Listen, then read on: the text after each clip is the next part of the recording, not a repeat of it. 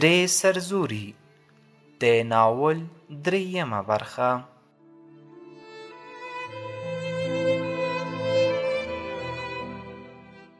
په توره تیاره کې هغوی د تلو او راتلو په وخت کې چا ونه لیدل، ځکه په داسې پیښو کې هغوی بلد وه او ښه مهارت یې لاره. مور او کوچنی زوی یې تر ډېره وخته په انګړ کې پراته وه، چې کله ورته یقین وشو چې دښمنان تښتېدلي دي، نو د نجو مور راپاڅېده او د کوچني زوی خواته راغله. د دواړو لاسونه د شا له خوا نه تړل شوي وه.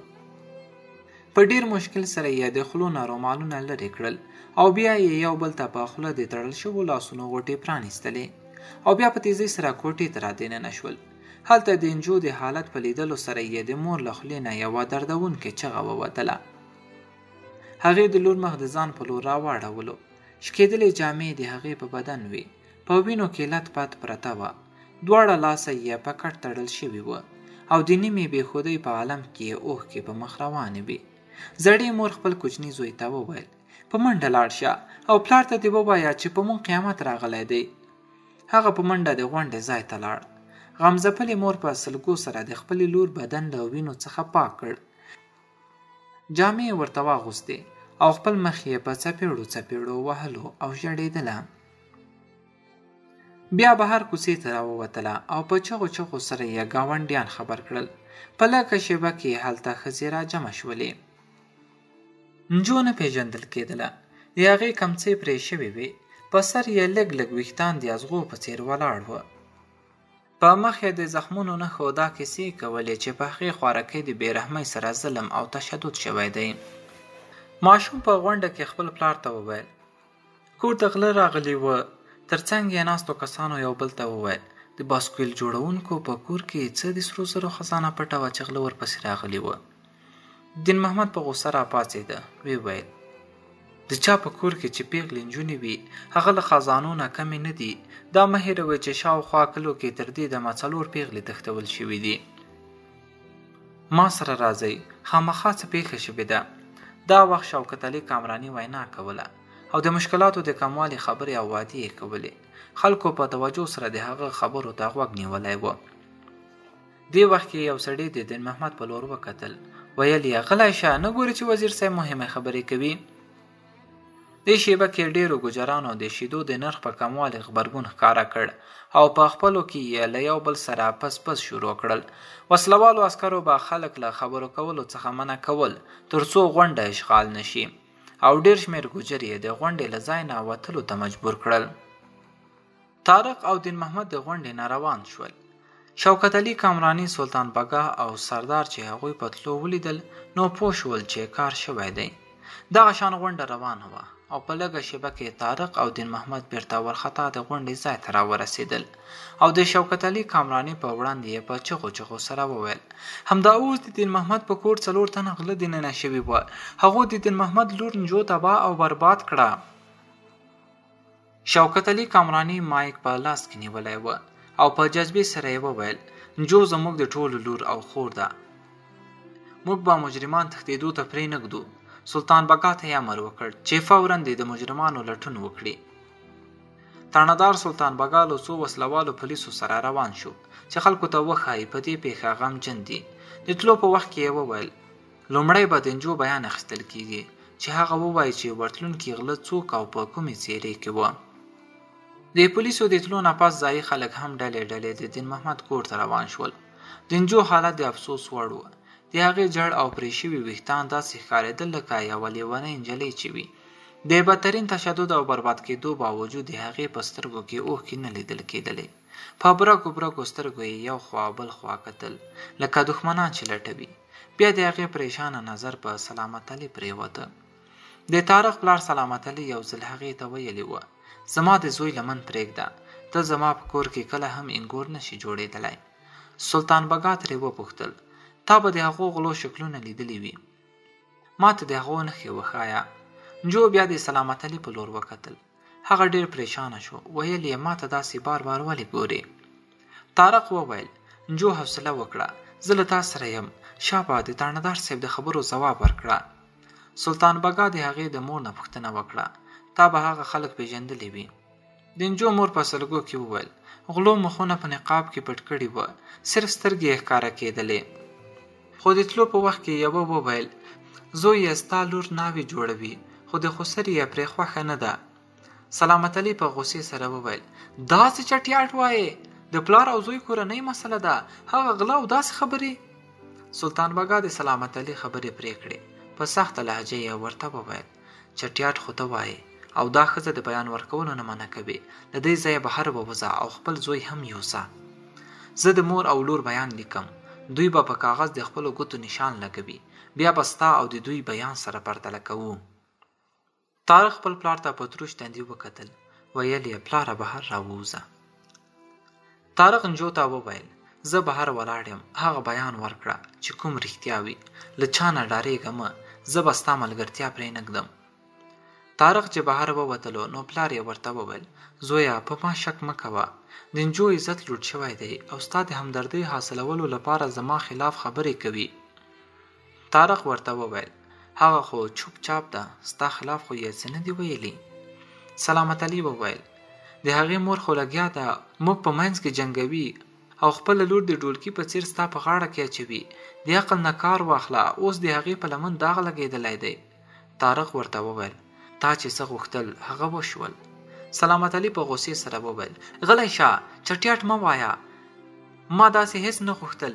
زما هم یوه پیغله لور په کور کې ناسته ده، زه له خدایه ډارېږم. طارق وویل: ټول له خدایه ډار کوي، خو د ګناه په وخت کې ډار له زړه نه وباسي.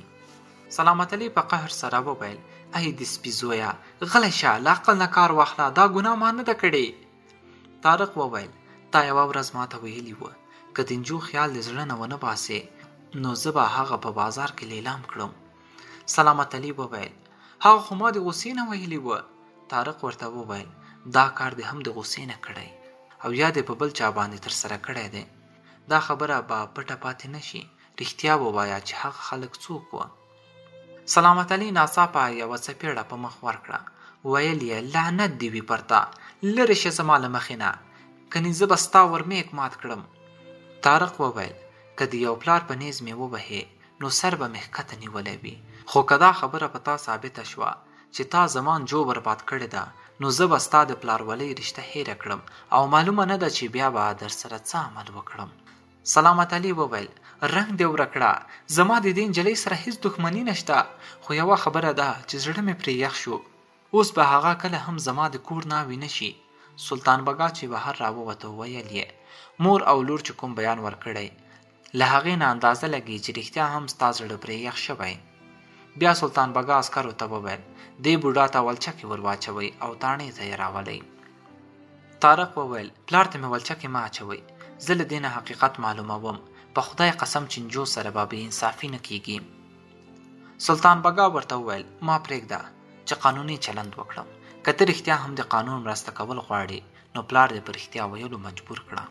4 عسکرو سلامت علي ته ولچکې واچولې او د تاڼې په لور یې روان کړ. طارق حیران پاتې شو چې اوس څه وکړي، د پلار پسې لاړ شي او که د محبوبې زړه وساتي. نجو ډېره برباده شوې وه، ظالمانو د هغې د سر ویښتان پرې کړي وه، نوره یې هم د خلکو تماشې ته جوړه کړې وه. سلطان بګا طارق ته وویل: زما له تا سره همدردي ده، ستا محبوبه چاته د مخ ښودلو قابله نه ده پاتې شوې او پلار به د عدالت له سزا نه بچ نه شي. اوس زه د کامراني صاحب خواته ورځم او خپل راپورټ ورته ښایم چې د سترګو په رپ کې مې مجرم منګلو ته راغی. سلطان بګا د هغه ځای نه خپل جیب کې کېناسته او نیغ د کامراني حویلۍ ته لاړ. طارق له خپل پلار نه ضرور خفه و، خو دا هم ورته ښه نه ښکارېده چې هغه ته د عدالت سزا ورکړي. په دې کار یې ټوله کورنۍ بدنامه کېدله. پلار یې جرم کړی او که نه، خو دا وخت یې د تاڼې او څارنوالۍ نه راویستل ضروري و. خو پلار یې له الزام نه بچ کول مشکل و. که د نجو او مور بیان یې بدل شوی وای او کومه روغه جوړه شوې وای نو بازي سرچپه کېدلی شوه. وروسته به یې د پلار دوستیه چلولای. هغه په همدې فکرونو کې دروازه پرانسته. هغه کوټې ته دننه شو، په کومه کې چې نجو د غم په ټغر له مور او پلار سره سرښکته ناسته وه. هغې چې طارق ولید سمدواره یې مخ په پړونو کې پټ کړو. د هغې فخر کوونکې خوله نه وه پاتې چې پرې ویلي وای چې زه صرف ستا لپاره بې واده ناسته یم چې چا تر اوسه راته لاس نه دی راوړی. د نجو مور او پلار د طارق په لیدو بلې کوټې ته لاړل. هغه د کټ په لنګي کې ناستو سره وویل ما تر اوسه ته په ژړا ونه لیدې، ته ډېر حوصلې والا یې. زه ستا په مزاج پوهېږم، تا ته به په هغه ظالمانو ډېره غصه درځي، ته به د هغو ناولو په مخو د توکولو او وژلو فکرونه کوي. زما ایمان دی چې ته به له هغه شیطانانو څخه ضرور نفرت کوي، زه به ستا ملګرتیا کوم. نجو وویل خو زه اوس ستا قابله نه یم پاتې شوې، زما سره مینه مه کوه، صرف همدردي را سره کوه، صرف دومره مرسته را سره وکړه چې زه دا ظالمان د خپلو سترګو په وړاندې په ځورېدو مړه وګورم. طارق ورته وویل زه به هغه دښمنان د سزا نه بچ کېدو ته پرېنږدم، ته ماته د پخوا په شان یې او زه به تا د خپل ژوند ملګري جوړوم. نجو وویل په جوش سره خبرې مه کوه، ستا د کورنۍ غړي به ما په دې حال کې قبوله نه کړي. زما سره د واده کولو خیال له ذهن نه وباسه، صرف دومره راته ووایه چې انتقام به د چا نه اخلي او کله به یې اخلي. هغې د اوښکو ډکې سترګې د طارق په لور نیولې وې. طارق له لاسه ونیوله، ویل یې دا مخ خو راښکاره کړه. خو هغې د پړونې شاته په نه زړه مسکی شوه، ویل یې اول زما د خبرې ځواب راکړه، انتقام به له چا نه اخلي. طارق ورته وویل اوس څه ویلی شم، اول چې د ګنهګار پته ولګي بیا به ورسره ګورو. نجو وویل خو ما د هغه په خلاف بیان ورکړی دی. طارق وویل ګوره نجو، زما په پلار شک ضرور کوه، خو له یقین سره په خپل بیان باندې قایمه مه ودرېږه، زه به ډېر ژر د اصلي مجرمانو لټون وکړم. نجو وویل که ستا پلار مجرم ثابت شي نو بیا ته څه کوې؟ طارق وویل څنګه چې ته وغواړې، د هغه سره به هماغه شان سلوک وکړای شي. نجو د مخ نه لوپټه ایسته کړه، بیا خو به زه خلکو ته د مخ ښودلو لایقه شم، په دا به فخر کوم چې زما له خاطره د پلار د رشتې لحاظ ونه کړ او له ما سره د انصاف وکړ. طارق د هغه ځای نه راپاڅېد، ویل یې زه اوس تاڼې ته ځم او له پلار سره خبرې کوم، که د هغه څه قصور نه و نو حمایت به یې وکړم، د قانون د منګولو نه یې خلاصول پر ما فرض دي. هغه نیغ تاڼې ته ورسېده. د بشري نامزد دارالشکوه هم هلته موجود و. دارالشکوه طارق ته وویل یاره ستا ملا ماته شوه، دوی هم په پلارجان شکمن دي. د نجو او د هغې د مور بیان داسې دی چې ټول په باباجان شک کوي. طارق وویل زه له پلار سره خبرې کوم او حقیقت ترې معلوموم، خو ته یې پوه کړه هر وخت د مرچکو په سټه ناست وي، ما سره د سره سمه خبره نه کوي. دارالشکوه وویل ما ورسره ولیدل او خبرې مې هم وکړې، هغه په غلو داسې کومه پیښه نه ده کړې، مور او لور دواړه دروغ وایي. طارق وویل زه یې نه منم، ځکه هغوی به دروغ ولې وایي؟ دارالشکوه وویل د دې لپاره چې سلامت علي کاکا د هغې لور انګور جوړولو نه انکار کړی و، اوس د پلار او زوی ترمنځ خپلو کې جګړه جوړوي. سلامت علي د زندان د سیخونو شاته د هغوی خبرې اورېدلې. هغه د زوی په لور لاس ونیو، ویل یې د دې په کوپړۍ کې دا خبره چیرته راځي؟ هغه نانځکه د ده په نظر کې رښتونې ده او پلار ورته دروغجن ښکاري. طارق وویل دا خبره نه ده پلاره، هغه رښتونې ده او که دروغجنه دا به وروسته معلومیږي. موږ ټولو لپاره دا د شرم خبره ده چې د یوې شریف نجلۍ عزت لوټ شوی. زما خور بشري هم پیغله ده، خدای نه خواسته که له هغې سره داسې کار شوی وای نو موږ به د وینو سیلابونه روان کړي وو. آیا د نجو په پیښه له دې لپاره غلی پاتې شم چې هغه خوارکۍ د یو غریب بایسکل جوړونکي لور ده؟ موږ به د هغه مجرمانو په لټون کې له پولیسو سره مرسته کوو چې هغوی پیدا شي او ونیول شي، نو هله به د اصل مجرمانو په وړاندې ته بېګناه ثابت شي. دارالشکوه د خپل خسر سلامت علي په لور وکتل، ویل یې طارق بالکل سمه خبره کوي، چې اصل مجرمان مخې ته راشي نو بیا به د مور او لور بیان غلط ثابت شي. موږ به هغه مجرمانو ته د رسیدو لپاره پوره کوښښ کوو. سلامت علي د زندان د سیخونو تر شا وویل کوشش کوئ خو لومړی ما له دې ځای نه راوباسئ. طارق وویل موږ د تاڼهدار انتظار کوو چې هغه راشي نو ستا د خوشي کېدو خبره به ورسره وکړو. سلامت علي دومره په اسانۍ نشو راخلاصېدلی. تاڼهدار سلطان بګا د وزیر صاحب شوکت علي کامراني په دربار کې حاضر شوی و. له نجو سره یې چې کومه پیښه شوې وه د هغې تفصیلي راپورټ یې ورته وړاندې کړی و. شوکت علي کامراني په خوښۍ سره وویل په دې ټوله پیښه کې زما د مطلب یوه خبره ده چې په سلامت علي باندې الزام راغی او هغه ستا په ولکه کې دی، دا الزام باید کمزوری نشي. سلطان بګا وویل زه ستا تابعدار یم، بېغمه شه، د هر اړخ نه به دا الزام لا پسې قوي کوم. شوکت علي کامراني وویل او زه به د بشري پورې د رسیدو لپاره د هغې د مجرم پلار سره همدردي کوم. اول به د هغه مرۍ په رسۍ کلکه تړم او بیا به یې خلاصوم. داسې به هغه راضي شي او په خوښۍ سره به ما خپل زوم کاندي. تاڼهدار وویل اوس به د هغه خپل خپلوان د خوشي کولو لپاره تاڼې ته راځي، خو چې د عدالت نه د ضمانت پاڼه لاسته رانه وړي تر هغې به یې پرېنږدم. خو ته په دې اړه څه وایې؟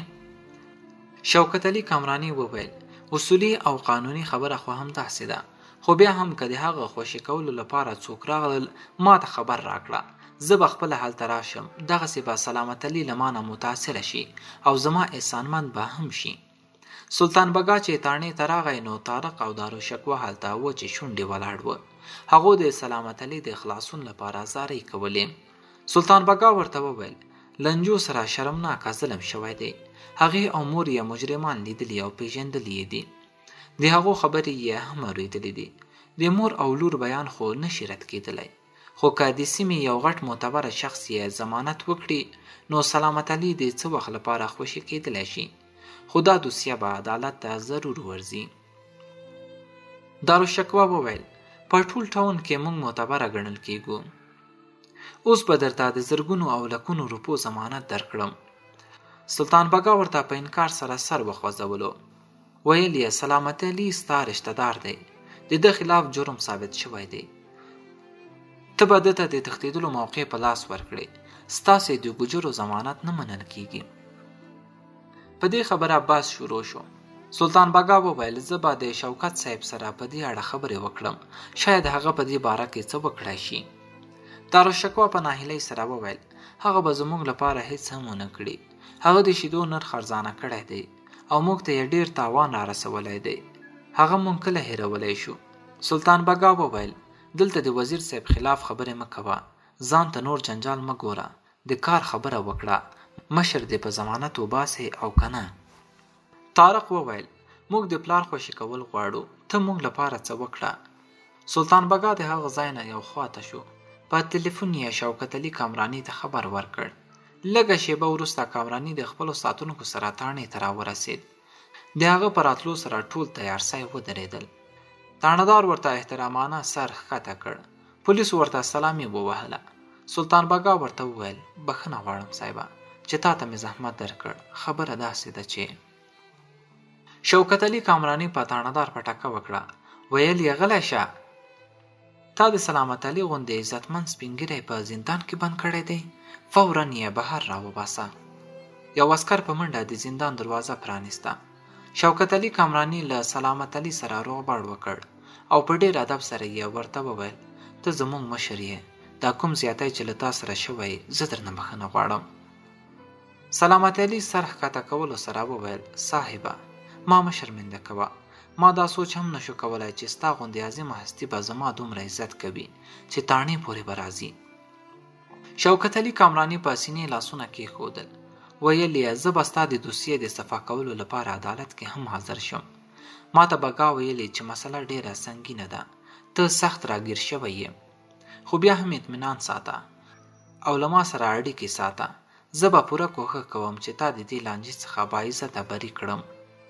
اوس زه لږ په تیزۍ کې یم، ته له ما سره هر وخت رابطه کولی شې، اوس اجازت غواړم. سلامت علي د هغه له خبرو نه متاثره شوی و. په ورین تندي یې ورسره مخه وکړه او له خپلو ساتونکو سره له تاڼې ووتلو. د سلامت علي لپاره دا هم یې غټ درناوی و چې د سیمې جاګیردار او برحاله وزیر ورپسې تاڼې ته راغلی و او په ضمانت یې د څه وخت لپاره خوشي کړی و. شوکت علي کامراني چې خپلې بنګلې ته ورسید نو سردار یې راوغوښت. په خوښۍ سره یې ورته وویل ستا د بدماشۍ پلان رنګ راوړ. سلامت علي مجرم شو، خو د دې خبرې خیال ساته چې اصل مجرمان کله هم څرګند نشي. سردار ورته وویل صاحبه هغوی به هم کله په نظر را نشي. هغوی کراچۍ ته لاړل او هلته یې کاروبار په مزو سره چلیږي، دلته به نه راځي. شوکت علي کامراني وویل اوس یو بل اغزی د لارې نه لرې کول دي او چې دا مخه راته صفا شي نو بشرۍ ته رسیدلو کې به اساني راشي. سردار وویل پوه شومه صاحبه. د هغې ورور طارق په مخ کې خنډ دی. شوکت علي کامراني وویل طارق خو به د خپلې محبوبې ماتم کوي. د پلار او د زوی به جګړه وي. اصل اغزی دارالشکوه دی. چې هغه ختم شي نو بشرۍ به د هغه له نوم نه خلاصه شي. بیا به زه د رښتې مرکې خبره وړاندې کړم. سردار وویل بالکل ښه پوه شوم صاحبه.